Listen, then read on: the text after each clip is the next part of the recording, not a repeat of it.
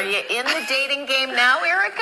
Yeah, actually I am. I went on a date this week, actually. Yeah? Yeah, and the guy said I look like John Benet Ramsey. If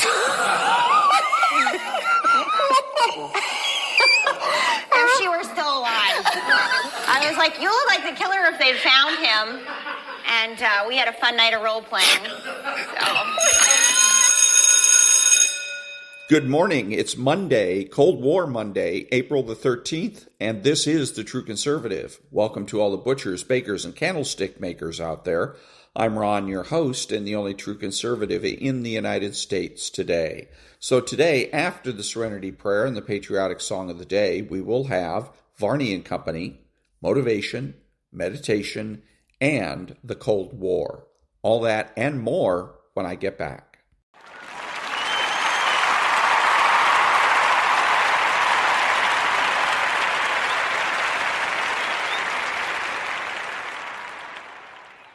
God, grant me the serenity to accept the things I should not change, the courage to change the things I should, and the wisdom to know the difference.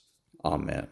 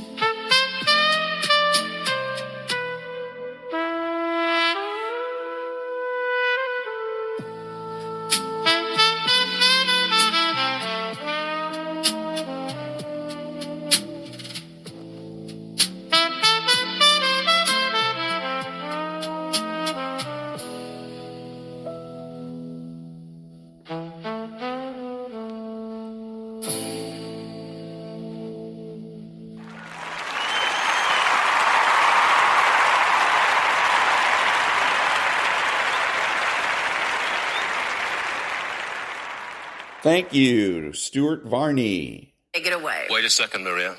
Congratulations. I also think you're one of the hardest working people in the TV news business, and that's a fact. Good morning to you. Thank you so much. Sure thing. Good morning, everyone. The peace talks ended with no agreement. The Iranians would not give up their nuclear demands, so President Trump imposed a blockade of Iranian ports. It's due to take effect at 10 Eastern this morning. Trump understands that $4 gas may linger too close to the midterms, but he's not backing away from the central goal of ending Iran's nuclear threat.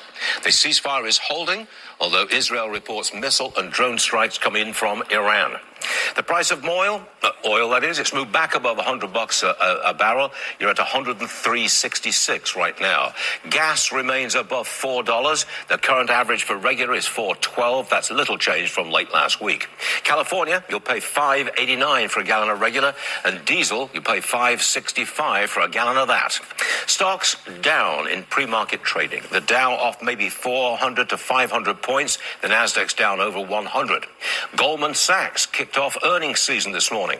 Profits up, revenue up, but the bank spent more. Investors didn't like that. The stock is down 4%.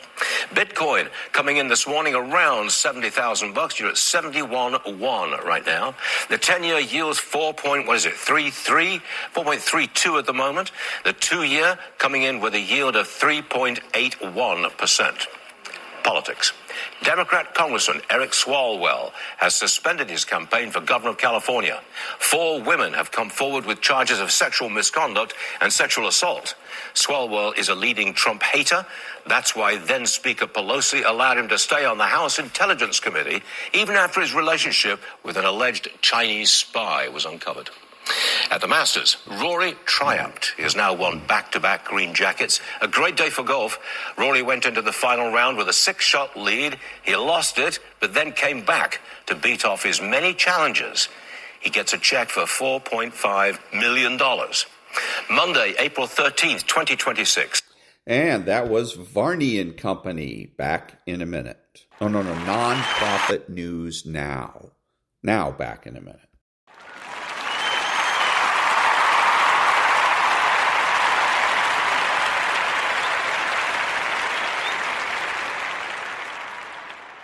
Thank you. The conservative fears being called selfish. They fear losing the identity of the good one. But what they don't realize is that by allowing their empathy to be used as a weapon against themselves, they're not being good. They're being consumed. The bad Democrat thrives on your self-doubt, not by accident, and not as a byproduct of some chaotic dynamic, but deliberately and methodically. They feed on self-doubt because for the bad Democrat to maintain their illusion of superiority, someone else has to play the inferior role. And who better than the conservative? Someone already inclined to question themselves, someone who sees value in growth, reflection, and understanding. These traits, while admirable, become vulnerabilities in the hands of someone who seeks control, not connection. In the early stages, the bad Democrat doesn't attack directly. That would be too obvious.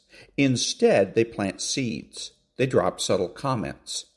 Their phrases seem harmless and in isolation even reasonable, but over time they create a fracture in the conservative sense of reality. The conservative begins to doubt their own perceptions, to second-guess their own feelings.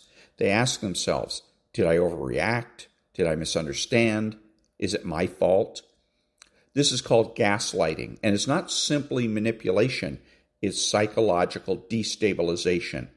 The bad Democrat doesn't just want the conservative to feel bad, they want the conservative to become dependent on them to define what is true. The bad Democrat becomes the authority on reality. Once that dynamic is in place, the conservative no longer trusts themselves. They defer, they submit, they conform. All of this happens quietly, beneath the surface, often without a single raised voice. And while the conservative spirals inward, struggling with confusion and shame, the bad Democrat thrives. That usually starts with a dialect because self-doubt weakens boundaries. When you question your self-worth, you don't demand respect. When you question your memory, you don't defend your perspective. When you question your emotions, you suppress your needs. The bad Democrat knows this. Perhaps not always consciously, but they instinctively push in the direction where they feel the most leverage. And your self-doubt is a wide open door. This is not about the bad Democrat being hurt or insecure. That narrative often protects them. They're not wounded children lashing out. They are adults making choices that preserve their power. Their behavior is not the result of emotional incompetence, but strategic domination. They maintain control by fragmenting your confidence because a fractured self cannot resist. It can only comply, hoping that enough compliance will lead to peace. What's most insidious is that the bad Democrat will often cloak their attacks in concern. They may frame their criticism as just being honest or claim they're helping you grow. They might say things like, "I just want what's best for the country," while simultaneously undermining the country. Every aspect of who we are, our appearance, our intelligence, our capabilities, all gradually called into question. Not always through insults, but through comparison, sarcasm, or emotional withdrawal. The goal is always the same.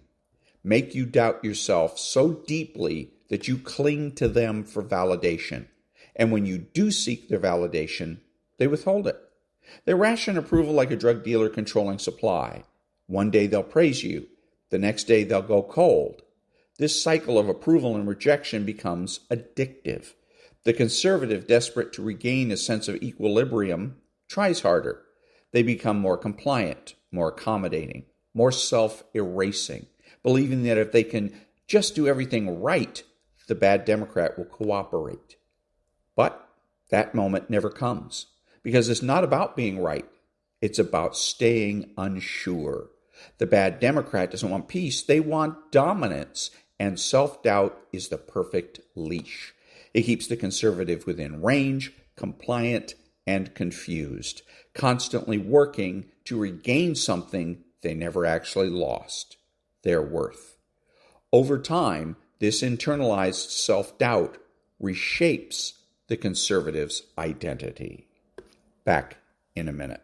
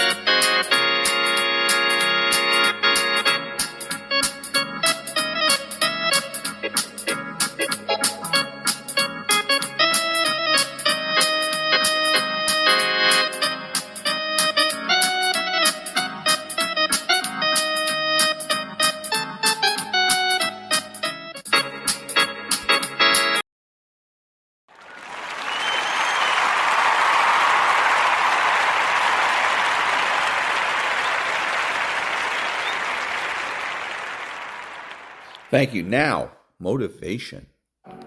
Some of y'all don't know what real dedication is. The singer Kehlani has been in the game for a minute. 10 years later, she got her biggest hit. Clips, they have been in the game for 20 years, separated for over 10 years, came back as basically 50-year-old men with their biggest album and now 5-time Grammy nominated. But the thing you want to do, you go hard with it for 1 year and you want to give up. I've been grinding for so long and I'm just tired, like 2 years in this game, 5 years with this business, and keep going.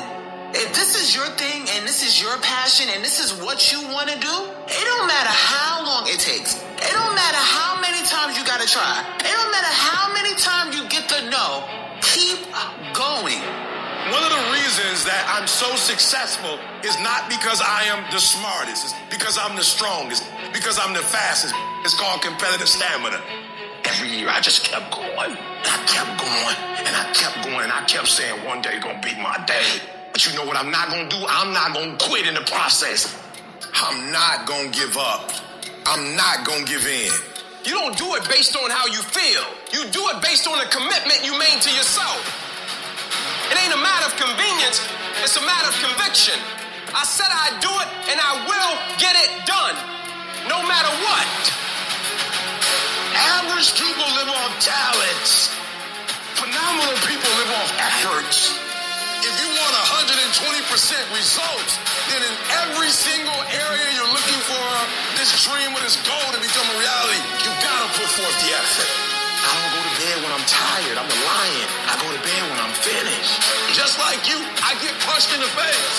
I've had my haters. I've had people who come against me, who try to sabotage me. I'm wired differently. I've turned tragedy into triumph. Lions don't cry. Lions don't give up. Lions don't quit. Lions hunt. That's what we do for a living. I don't need something external to motivate me. I find something within. If you are a true lion, it does not make a difference what the circumstances is. You hunt until you get a gazelle, and you don't stop until you get one. And then you get another, and then you get another, and you get another. When you go out there, I need you to have that dog. When you get out there, I need you killed to be killed when you get out there. Whatever you can get, go get it. Because they gonna get it before you get it. And they ain't gonna give it to you. So you go out there and get what's yours. Everybody wanna win, but everybody don't wanna work. We all gotta work. I gotta show up and show up 120. Every time from today on, you play whatever your best game is, you play that level every single time. It doesn't mean you're gonna score every time, but you can always give 120% effort. And people call me all the time, I know what you've been through, bro. I know you feeling me, I need $5,000 to get this thing off there. I said, what? Who gave me $5,000? I didn't have no budgets. When I didn't need a budget, I had a dream.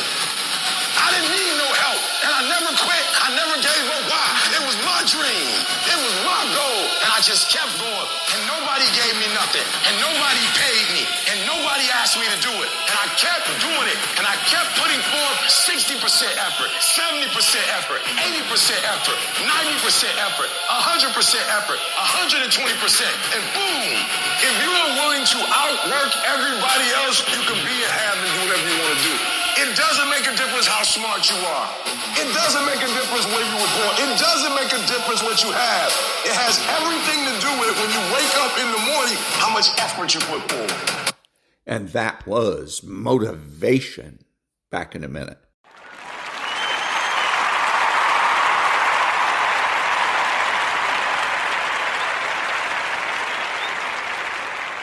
Thank you. Now a little meditation. Before anything begins, notice this quiet moment. The world has not rushed in yet. There is a softness here, a stillness. And within this stillness, something beautiful is true. Life has gently placed a new day in your hands. Not to rush through. Not to prove anything. But to experience in your own way. Take a slow breath in and feel that possibility.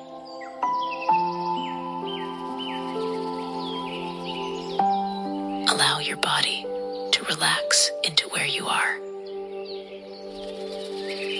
Soften your shoulders. Relax your face. Let your breath flow naturally.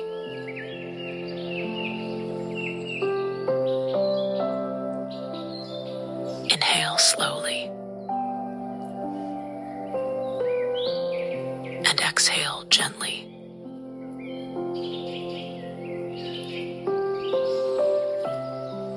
There is nothing missing in this moment.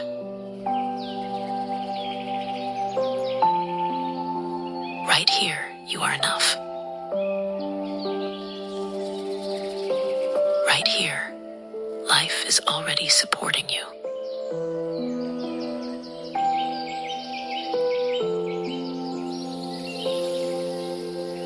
Bring your awareness inward.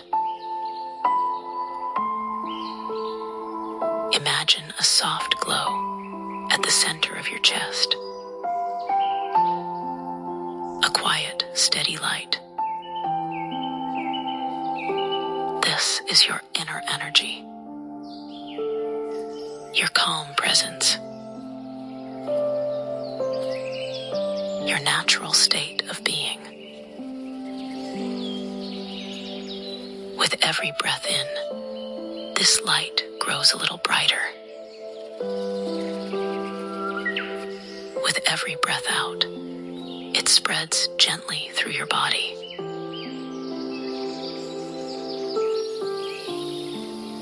You are not trying to create anything new. You are simply allowing what is already within you to awaken.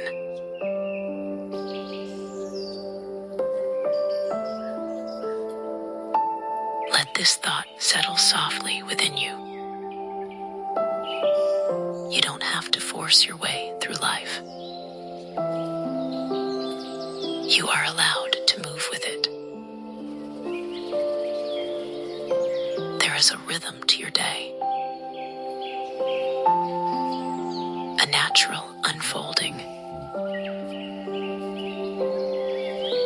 Some things will flow easily.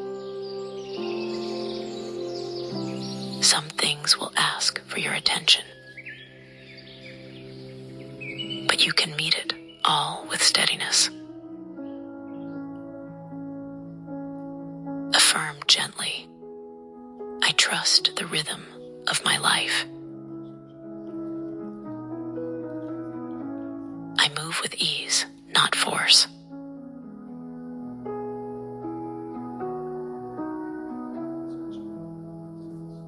Now bring your attention to something simple, something already present in your life. Let yourself feel grateful for it, not as a practice to complete, but as a feeling to rest in. Gratitude softens the mind. It opens the heart. Affirm, there is goodness in my life right now.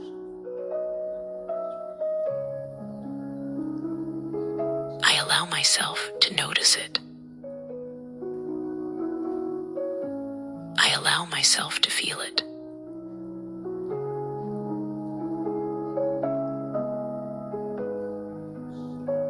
Now imagine that gentle light within you expanding outward, beyond your body, into the space around you. This light carries a quiet truth. There is more than enough for you. Enough opportunities. Enough support. Enough moments of joy waiting to find you. You don't need to chase them. You only need to remain open. Affirm softly, I am open to receiving all that is meant for me. Abundance flows to me in natural ways.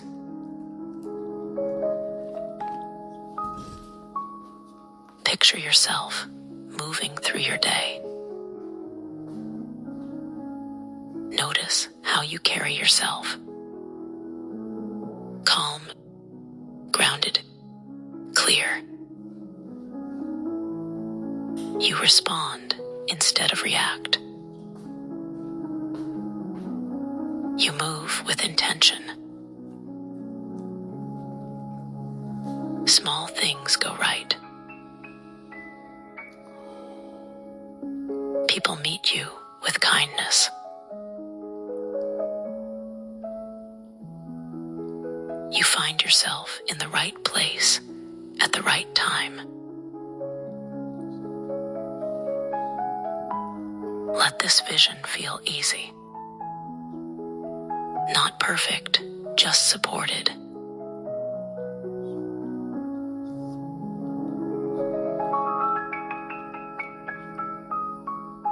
Place one hand gently over your heart if it feels right. Feel your breath. Feel your presence. Let this understanding settle. You are not separate from the goodness you seek.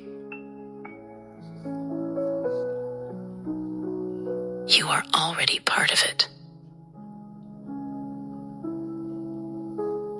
Affirm, I allow life to support me today. I receive with openness and trust. I am aligned with positive energy.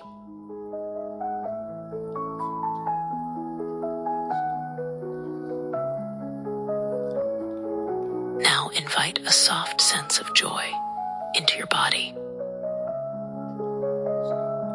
Not excitement,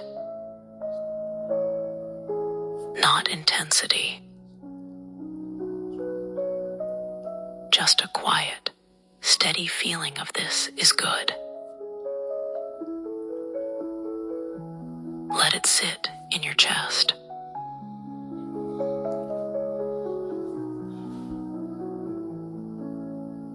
In your breath.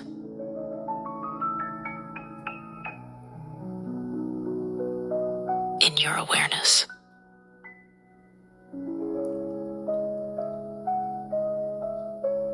Joy doesn't need a reason. It can simply be allowed.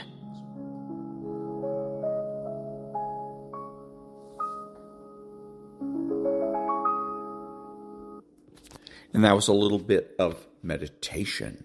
Back in a minute.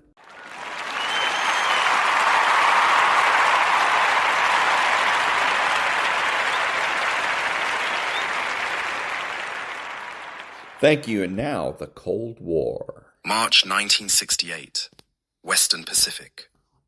The Sea of Japan is black water under a low ceiling of cloud, the kind of late winter gloom that erases the horizon and turns sky and sea into one continuous slab of cold grey. Below it, at periscope depth, a narrow steel cylinder pushes silently forward. USS Swordfish, SSN 579. Inside the control room, the world is reduced to red light, glowing instruments, and the constant hum of machinery. The air smells of amine from the CO2 scrubbers, hot oil from the reduction gears, and coffee that has been on since the previous watch. Condensation beads along chilled piping. Somewhere aft, the S4W reactor plants a low vibration in the deck plates, a reminder of the invisible power driving this first-generation nuclear attack submarine through hostile water.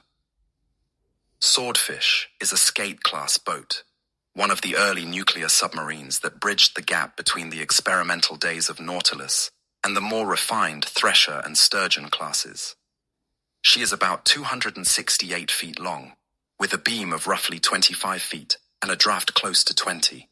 Surfaced, she displaces around 2,770 tons. Submerged, about 2,160. One reactor, one shaft, two screws, good for more than 20 knots when pushed, but usually moving much slower on patrol to keep the noise down.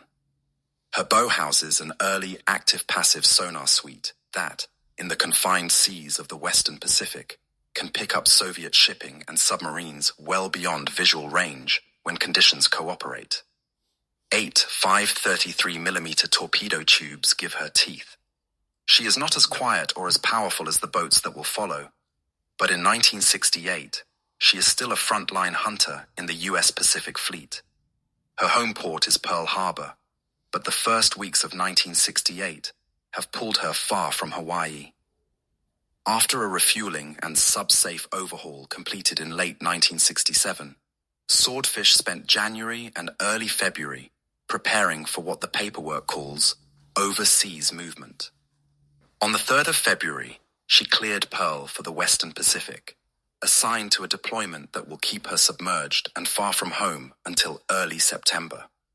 Her deck log will later summarize the period from 1 to 17 March with 2 bland words: Special Operations.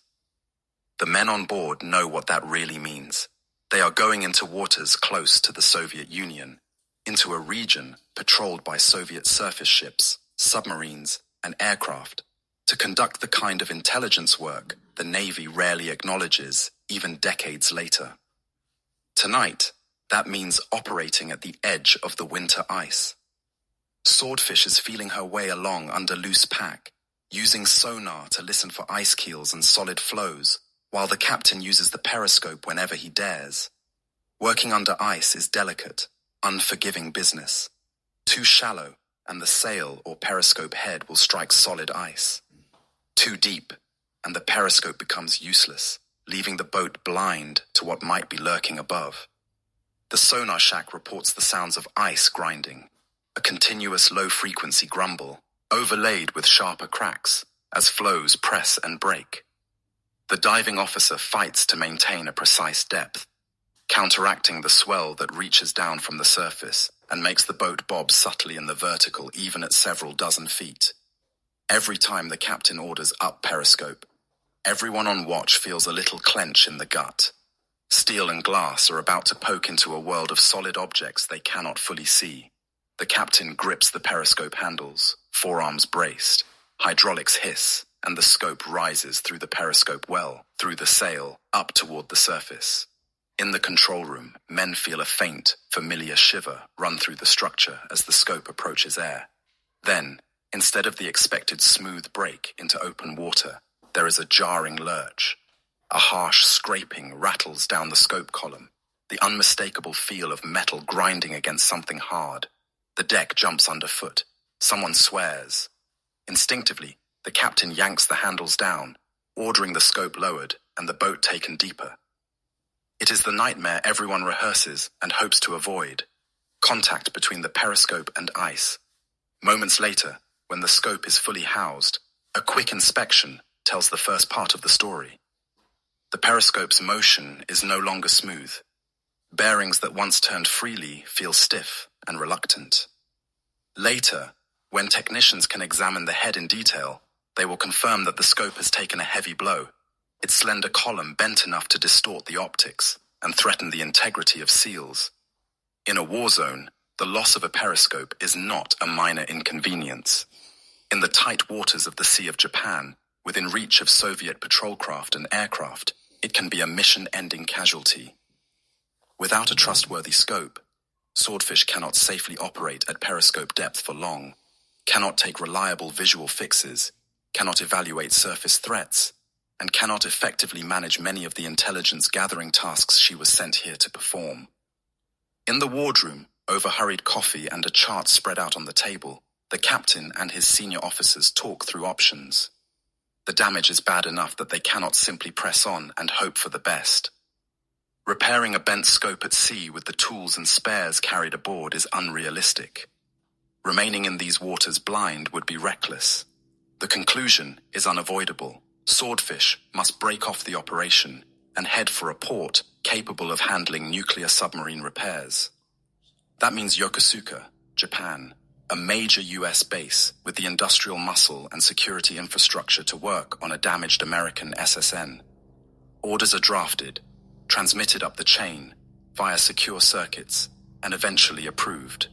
Swordfish turns away from the ice and begins the careful withdrawal south. On 17th of March 1968, Swordfish noses into Yokosuka. From the pier, the damage is obvious. The sail structure shows fresh scars. The periscope is plainly not right.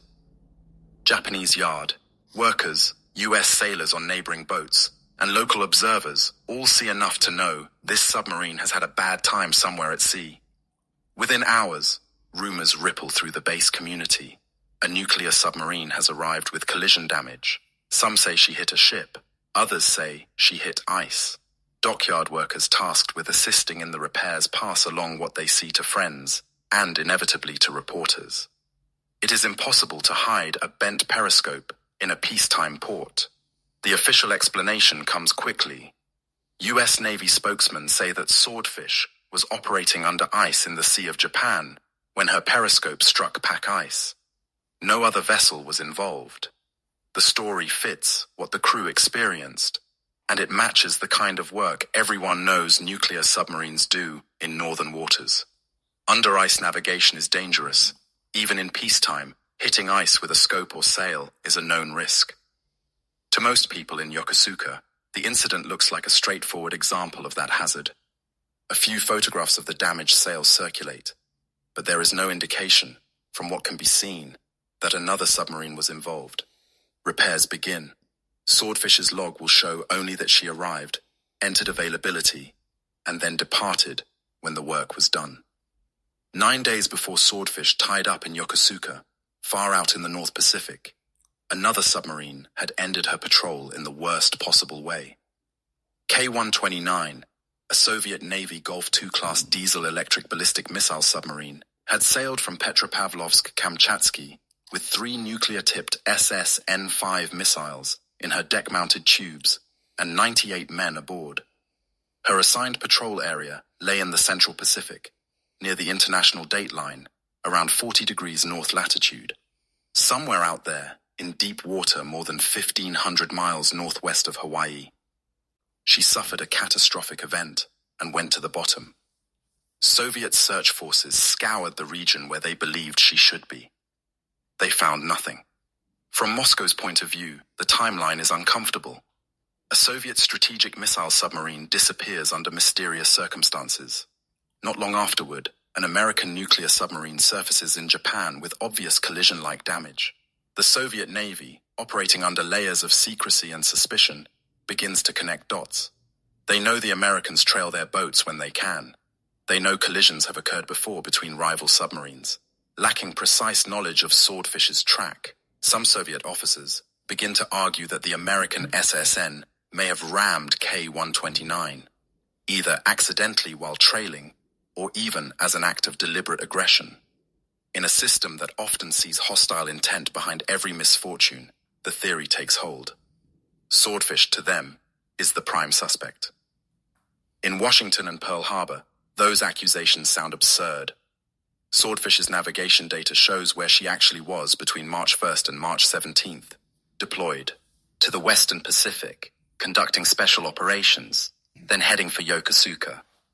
Classified acoustic records and later analyses place the fatal event that killed K-129 in a very different patch of ocean, roughly 1,600 miles northwest of Hawaii and thousands of miles from the Sea of Japan.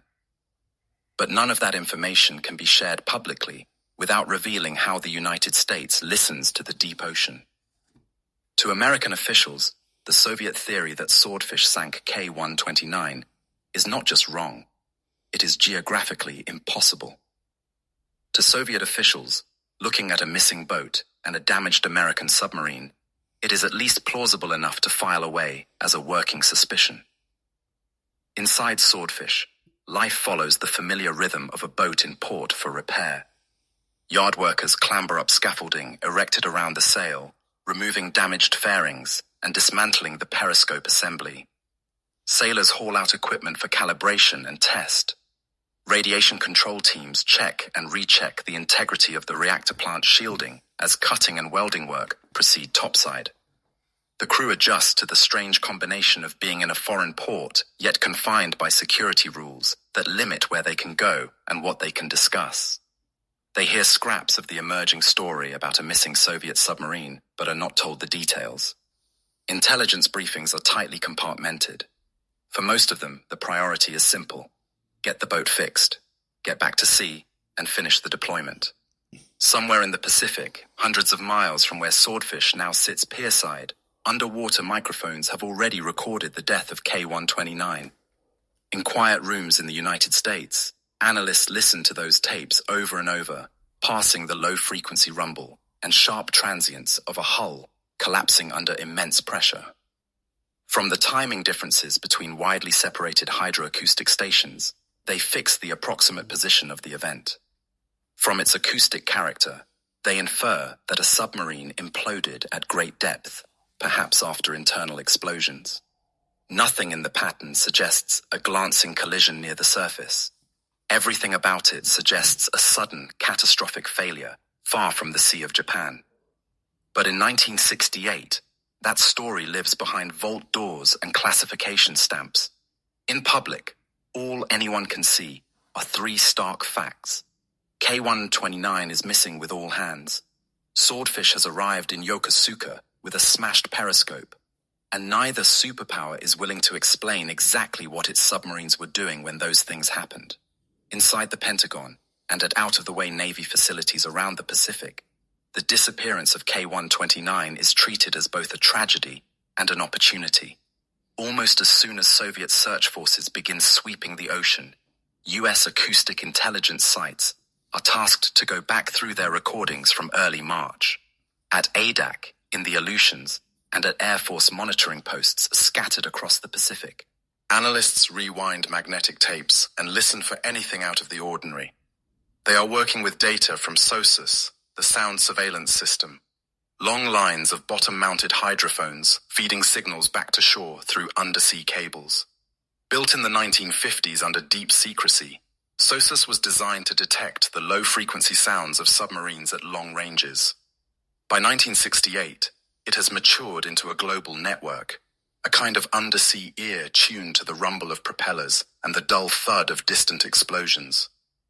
On recordings from early March, they find what they are looking for. Against the background hiss of the Pacific, there is a single, violent event. A sharp onset of energy, followed by a long, decaying rumble. Cross-checking data from multiple sites, analysts draw lines of bearing and triangulate a point in the empty ocean around 40 degrees north latitude near the international date line.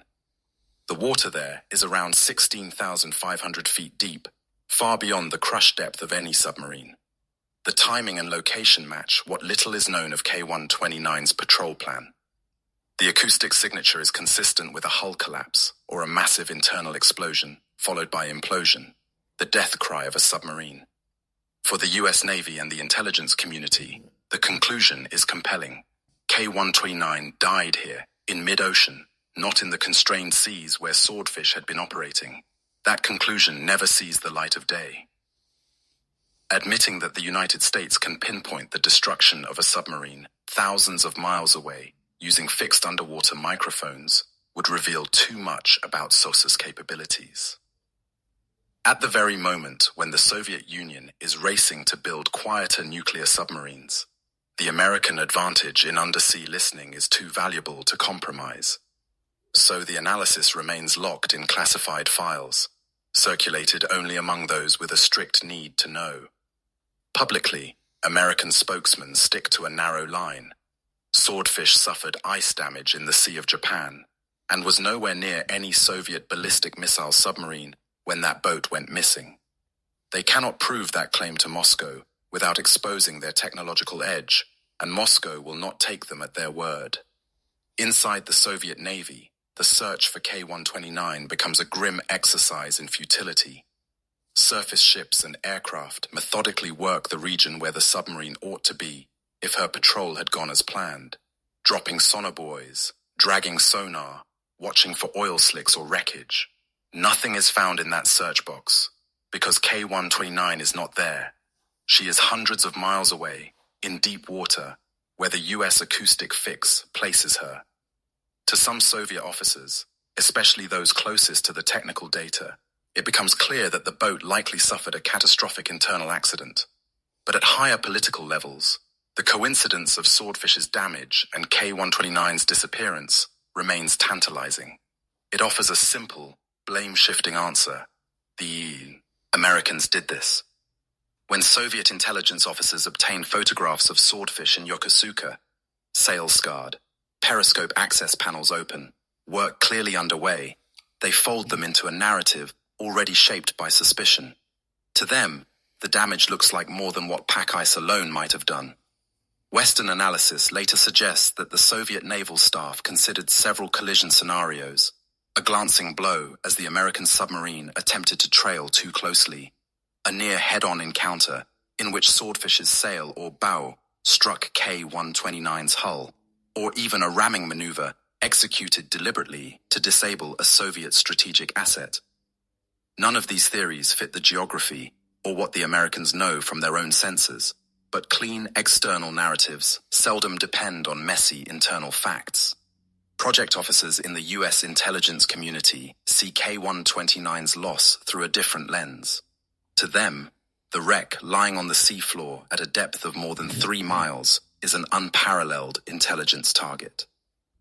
A Golf II-class submarine is an aging design by 1968 standards, but its missiles, warheads, guidance systems, and communications gear would all reveal valuable information about Soviet capabilities and design philosophies. Even more tempting are the cryptographic materials likely on board: code books, key lists, cipher machines. If any of those could be recovered intact, they might allow the United States to read Soviet naval traffic for months or years. The cost and complexity of doing so from 16,500 feet down are staggering, but the rewards are enough to push planners into seriously considering it. The concept that emerges over the next few years is astonishing in its audacity. Instead of sending a military ship bristling with obvious sensors, the United States will build a civilian-fronted, supposedly commercial vessel to go out over the wreck, open a massive hatch in its bottom, lower a giant mechanical claw to the seafloor, grab a section of the submarine, and haul it up, all while the Soviet Navy watches from a distance, believing they are witnessing an experiment in deep-sea mining. Under the cover of Howard Hughes's well-publicized interest in ocean resources, the CIA and the Navy will build the Glomar Explorer, a one-of-a-kind ship designed around a central moon pool and a towering derrick. Beneath her hull, a huge capture vehicle the engineers nicknamed Clementine will ride up and down on over a mile of steel pipe, like a drilling string, until it clamps around the broken hull of K-129. All of this grows directly out of what those SOSUS tapes and analytic plots showed in 1968. Without the precise location and depth of the wreck, no one in Langley or the Pentagon would have seriously suggested building a ship the size of a skyscraper on its side just to fish for a dead submarine. But with a fix within a few miles, the impossible begins to look merely extremely hard. For Swordfish's crew, meanwhile, the connection is almost invisible. They are not briefed into the compartment handling K-129. The captain and navigator know more than the junior sailors, but even they see only fragments of the larger picture.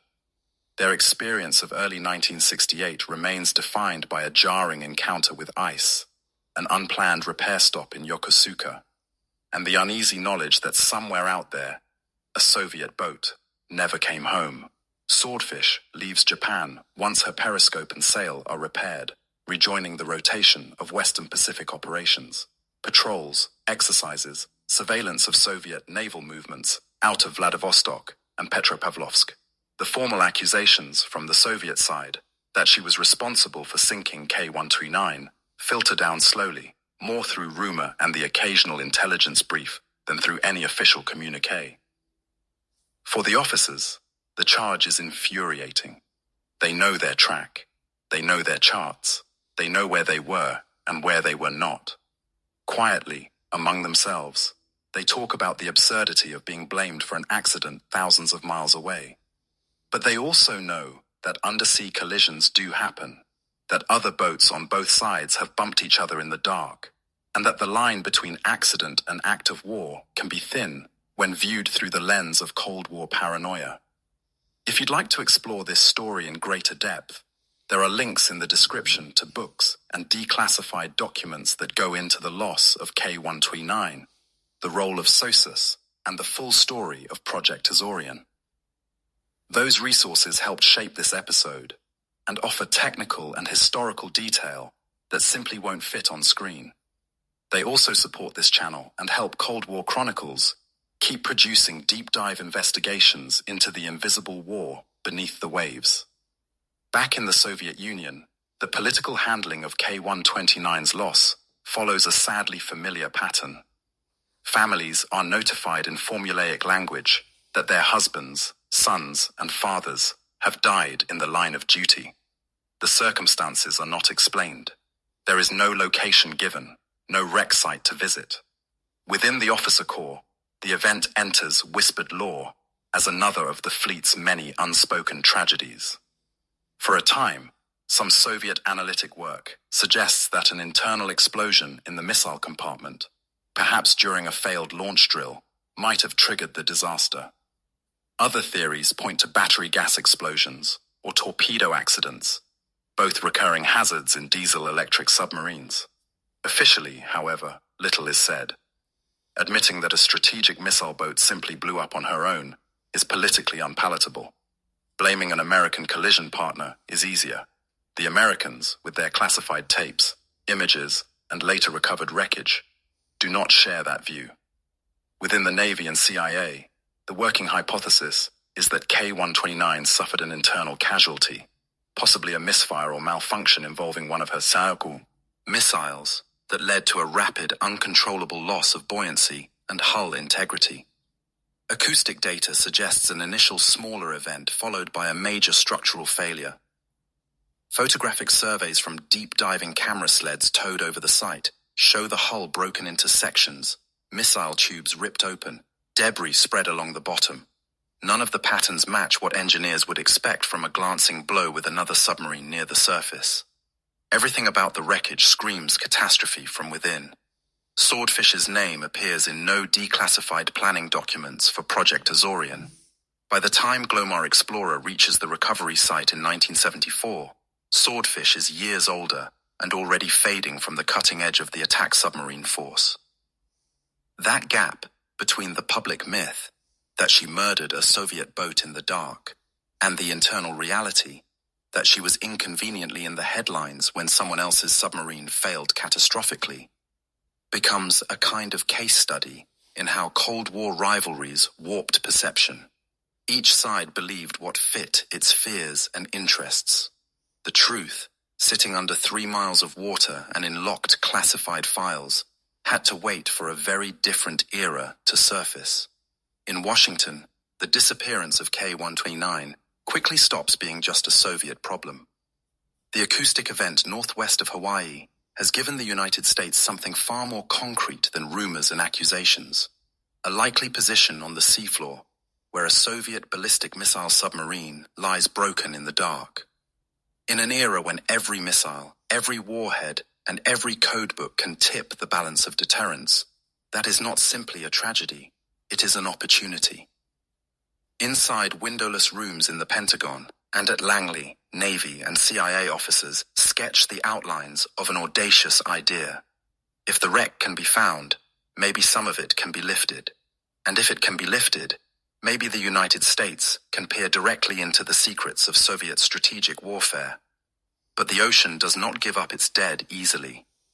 The depth at the estimated site is in the neighborhood of 16,500 feet. No submarine can dive that far. No existing salvage ship can reach it with cables strong enough to haul up a steel cylinder thousands of tons heavy.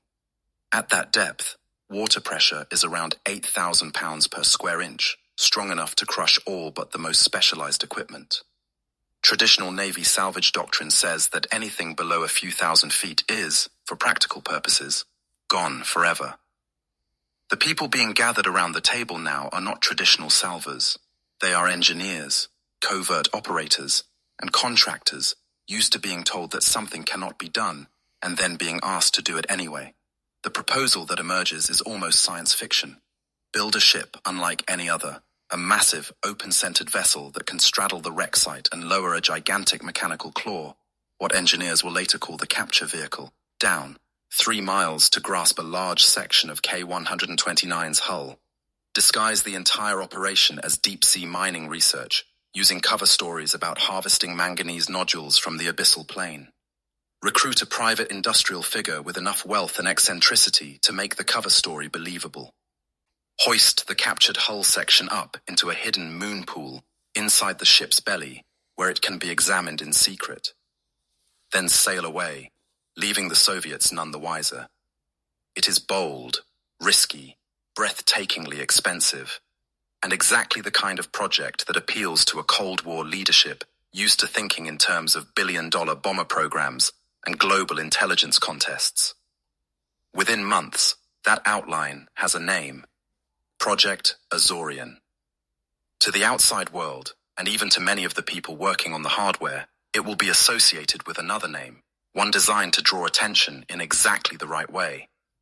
Howard Hughes, the reclusive billionaire whose companies are already experimenting with exotic ocean mining concepts, agrees to lend his corporate brand as camouflage.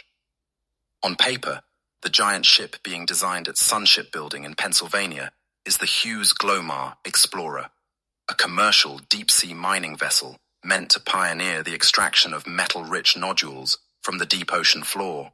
In reality, every major structural decision is driven by a classified requirement. Lift a chunk of a Soviet submarine from 3 miles down without snapping the lifting string or capsizing the ship. As the Glomar Explorer takes shape, the CIA and the Navy refine estimates of what exactly might still be intact on the bottom. Early imagery from deep submergence camera sleds towed over the wreck site reveals K-129 lying broken into several major sections, surrounded by scattered debris. The forward part, containing the torpedo room and some crew compartments, appears badly damaged. The middle part, where the missile compartment and sail are located, seems more structurally coherent. The aft section, with the engineering spaces and screws, lies twisted but recognizable.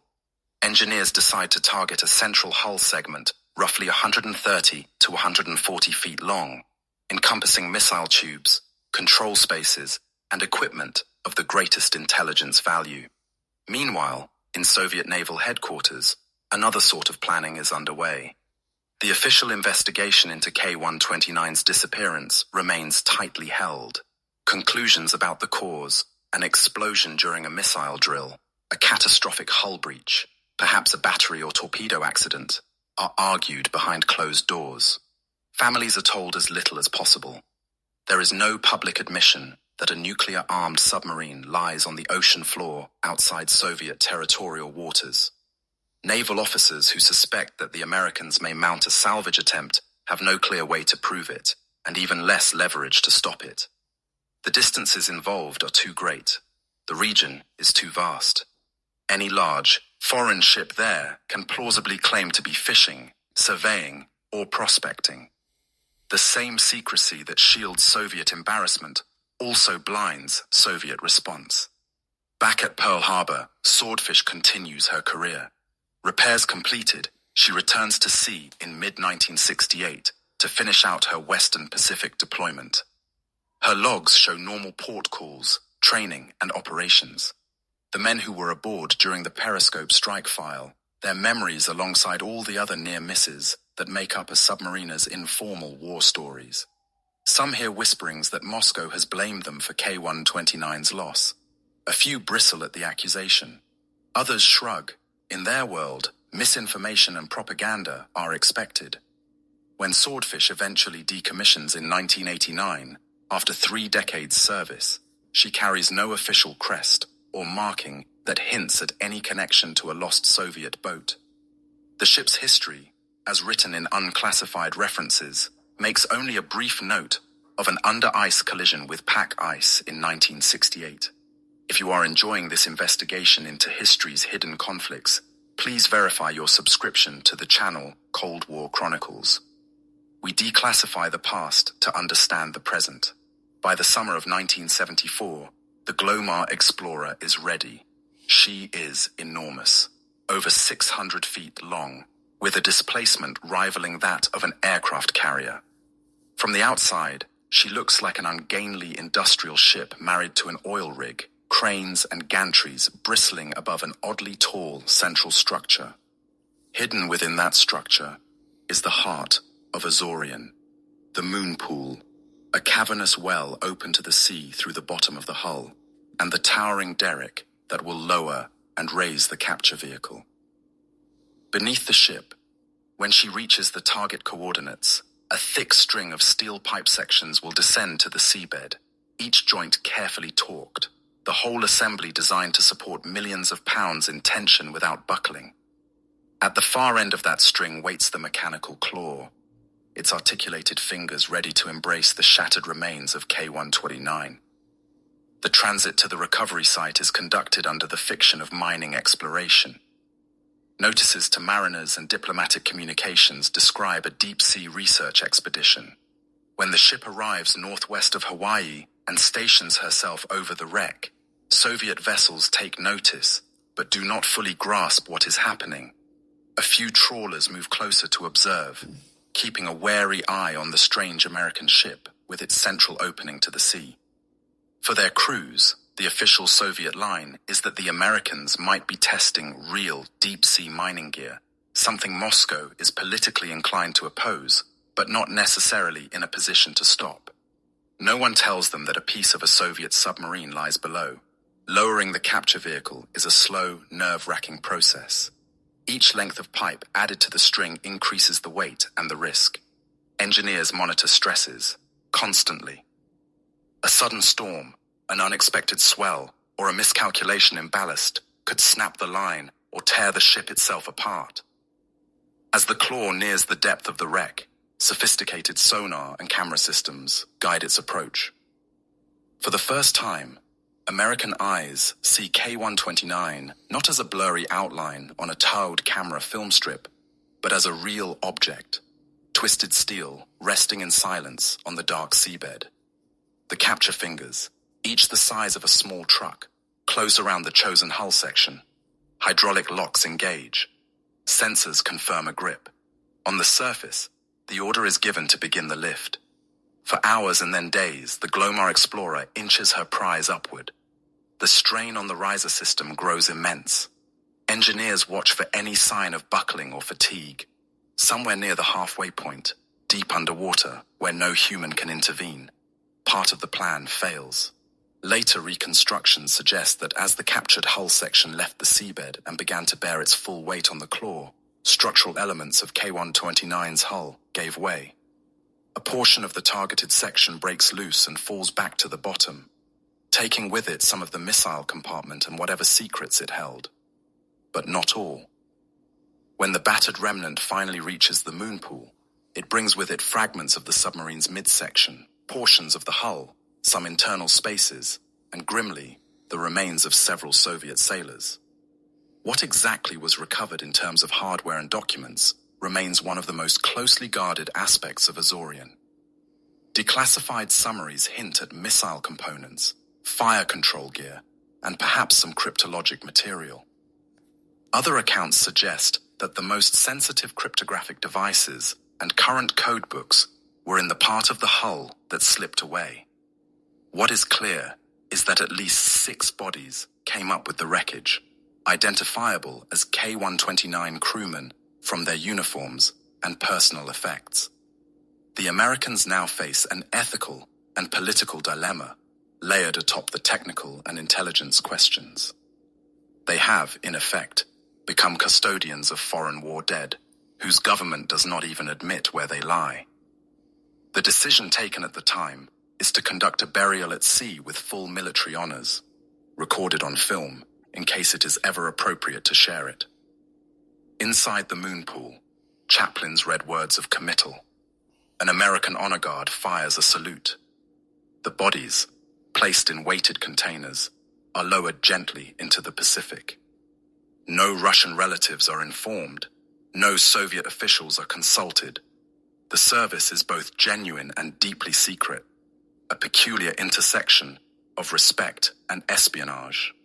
The film and documentation are locked away, classified for decades. Only in the 21st century will the United States quietly provide copies of the burial footage to Russian authorities as a gesture of transparency and closure. If you'd like to explore this story in greater depth, there are books and declassified documents that go much further into Project Azorian and the loss of K-129, works by naval historians and investigative journalists that unpack engineering diagrams, internal memos, and personal accounts from those involved. Links to some of those resources are in the description. They support the channel and, more importantly, help preserve the memory and complexity of what really happened out there. For the men of Swordfish, watching all this unfold from a distance, the story resolves in an odd mix of vindication and irrelevance. The more that leaks out about the location of K-129's wreck and the details of Project Azorian, the clearer it becomes that their boat could not have been involved in the sinking. Swordfish was in the Sea of Japan, putting her periscope into ice. K-129 died thousands of miles away, in deep water, northwest of Hawaii. The geography speaks louder than propaganda. Yet the accusation that an American submarine rammed and destroyed a Soviet missile boat never entirely disappears from certain corners of Russian discourse. Myths, once born in secrecy and anger, are hard to kill. Swordfish herself leaves the stage before the full story becomes public. She spends the 1970s and early 1980s doing what fast attack submarines do: trailing Soviet units, exercising with carrier groups, collecting signals, and disappearing beneath ice and thermocline. By the time she is decommissioned in the late 1980s and enters the nuclear ship recycling program at Bremerton, newer classes have taken over the most sensitive missions. Her reactor compartment is cut out and shipped to a secure disposal site in the Northwest. Her hull is dismantled, pieces of HY-80 and structural steel reduced to scrap. No museum preserves her sail. No plaque in a public park records that she was once at the center of a Soviet accusation tied to one of the Cold War's darkest mysteries. Only with the partial declassification of Azorian and the release of some K-129 analyses in the 1990s and 2000s does the broader public begin to see the outline of what really happened in early 1968. Articles in naval history journals describe the search for the lost Soviet boat, the acoustic localization, and the engineering feats required to touch it at all. CIA museum exhibits quietly acknowledge that the Glomar explorer's true purpose was not mining, but covert salvage. Commentators draw connections between that mission and the now famous phrase, "We can neither confirm nor deny," born when reporters first pressed the agency about rumors of a giant spy ship raising a Russian sub. If this investigation into USS Swordfish, K-129, and Project Azorian has moved... And that was the Cold War. Back in a minute.